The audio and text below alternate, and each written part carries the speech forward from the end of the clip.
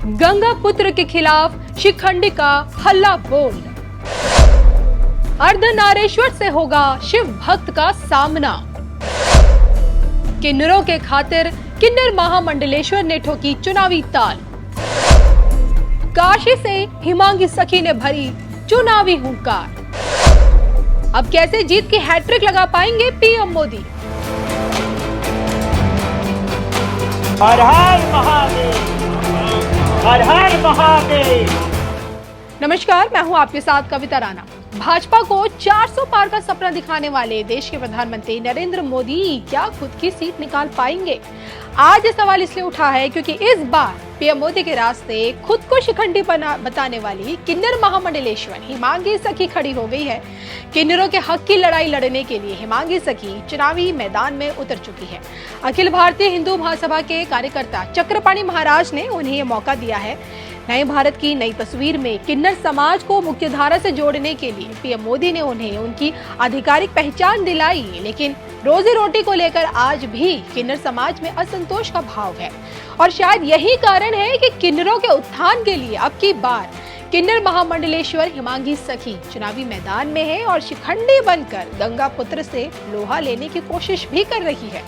किन्नरों की मूलभूत मांगों से लेकर उनके हक के लिए लड़ने वाली हिमांगी सखी अब की बार पीएम मोदी से कैसे मुकाबला करेंगी? काशी के किन्नरों को क्या अपने पाले में ला पाने में कामयाब हो पाएंगी? और समूची काशी क्या एक किन्नर उम्मीदवार पर भरोसा जताएगी? इसको लेकर महामंडलेश्वर हिमांगी सखी ने खुद क्या कुछ कहा है, देखिए धर्म ज्ञान पर उनका ये एक्सक्लूसिव इंटरव्यू। खास तौर पे वाराणसी से शिवम गुप्ता की ये रिपोर्ट भी है। भारत के राजा यशस्वी प्रधानमंत्री नरेंद्र मोदी जी कहा कि हम गंगा पुत्र है, तो मैं आज आपके चैनल के माध्यम से ये कहूंगी, आप गंगा पुत्र भीष्म है तो मैं श्रीखंडी खड़ी हूँ आपके साथ।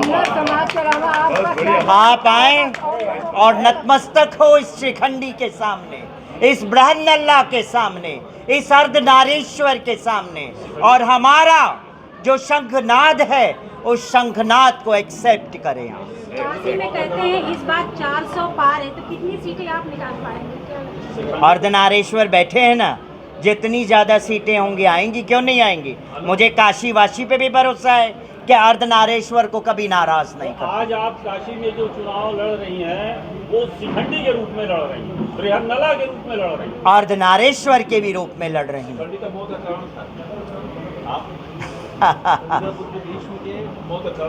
वो तो मौत का कारण था ना, तो ये श्रीखंडी है।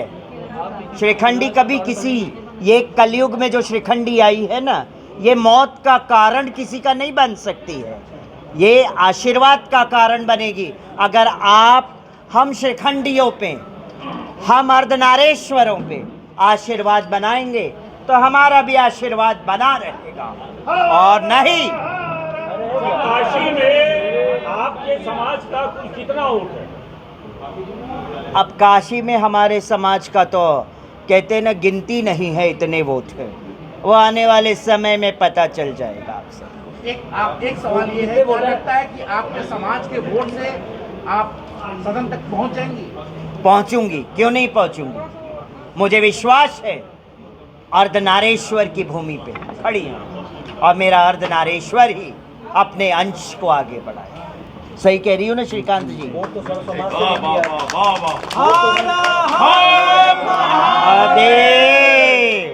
सारा समाज से आप लेंगी, और सिर्फ किन्नर समाज ही कर रही हैं और लोग। अच्छा, मैं आज आपने ये बहुत अच्छा सवाल पूछ लिया। किन्नर समाज के लिए मैंने मांग लिया तो आपको बुरा लगा, और किन्नर समाज, जब आपके घर में बच्चा पैदा होता है, जब विवाह शादियां होती है, तब आप ही लोग किन्नर समाज की दुआएं लेते हैं कि नहीं लेते हैं? मुझे इसका जवाब दें आप। किन्नर समाज दुआ देने आता है कि नहीं आता है? आपके दरवाजे पे आता है कि नहीं आता है? मुझे बताएं। आता है ना? किन्नर समाज सबके समाज के उत्थान के लिए, बाकी की नहीं। तो बाकी की बातें तो हम आशीर्वाद के रूप में सबको देते हैं। बनारस के किन्नरों को कैसे समझा पाएंगे आप?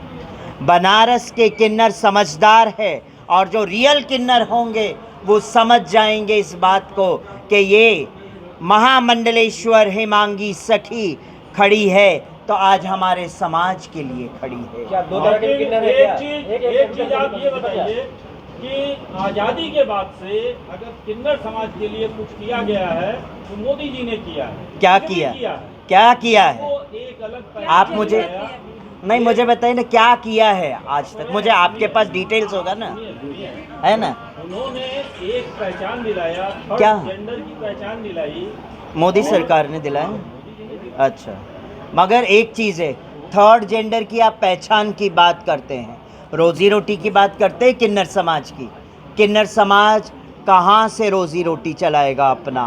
आज भी आपने पहचान तो बोल दिया कि पहचान दिला दी मोदी जी ने, है ना, मगर किन्नर समाज आज भी भीख क्यों मांग रहा है? मोदी जी के राज्य में हमारे राजा के होते हुए भी राजा भूल बैठे हैं कि उनकी एक प्रजा थर्ड जेंडर भी है।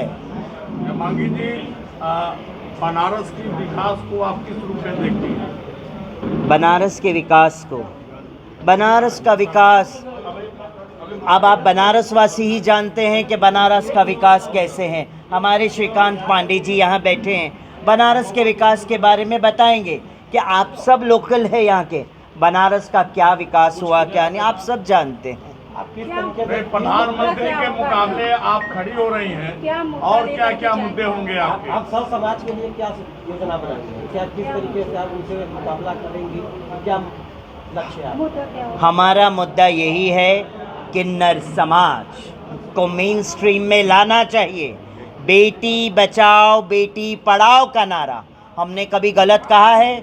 नहीं कहा है, होना, मगर साथ साथ में आपने किन्नर बचाओ किन्नर पढ़ाओ के बारे में सोचा है?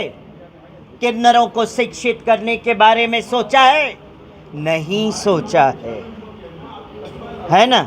सबका साथ सबका विकास का नारा तो बहुत अच्छा रहा, मगर सबका साथ तो मिला, क्या सबका विकास हुआ है?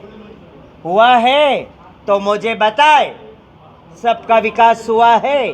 सबके विकास के साथ साथ किन्नर समाज का विकास हुआ है? अगर आप काशी की प्रतिनिधित्व करती है तो किस प्रकार से आप विकास करेंगे? क्या पहला मुद्दा रहेगा कि हमें इस पे काम करना चाहिए? पहला मुद्दा तो हमारा यही रहेगा कि पहले जो ग्राउंड लेवल के लोग हैं उनकी सेवाएं होनी चाहिए, उनके तकलीफ़ों को उनके कष्टों को समझना चाहिए।